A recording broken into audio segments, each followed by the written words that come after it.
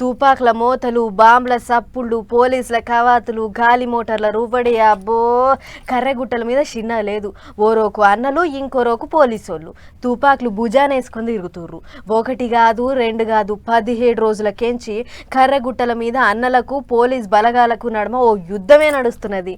ఇక ఇయ్యాలేమయ్యిందో ఒక నజరేసొద్దాం పారి. దండకారణ్యంలో అన్నల జాడ దొరకబట్టేందుకు పొద్దు మాపెంకులాడుతున్నారు జవాన్ అన్నలు.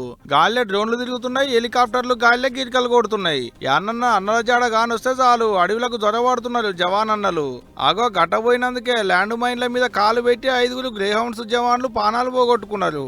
ఇంకో 8 మంది వరకు దెబ్బలు కూడా తగిలినాయట.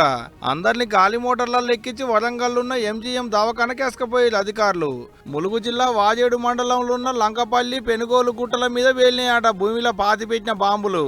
అడవిలో బాంబులు ఉన్నాయి, లోపలికి ఎవరు రావద్దు, అడుగు పెడితే బాంబులు వేల్తాయి, ఒట్టి పుణ్యానికి పానాలు పోగొట్టుకోవద్దని ఇంతకు మునిపే చెప్పిర్రు అన్నలు కూడా. కాకపోతే అది పబ్లిక్ కు చెప్పిర్రు. పబ్లిక్ పోలీసులా అనేది బాంబులకు తెలియదు కదా.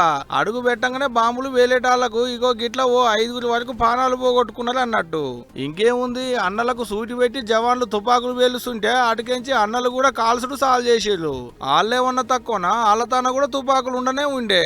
గిట్ల బేస్తారం పొద్దుగాలైన కాల్పు చంద్రన్న అనేది పెద్ద నక్సలైట్ కూడా జీవిడిచిండట.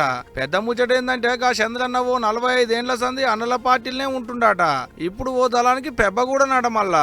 ఏమో పోరి, 1 కాదు 2 కాదు, 17 వద్దుల సంది వాళ్ళ మీదికి వీళ్ళు తుపాకులు ఎత్తుడు, వీళ్ళ మీదికి వాళ్ళు తుపాకులు కాల్చుడు.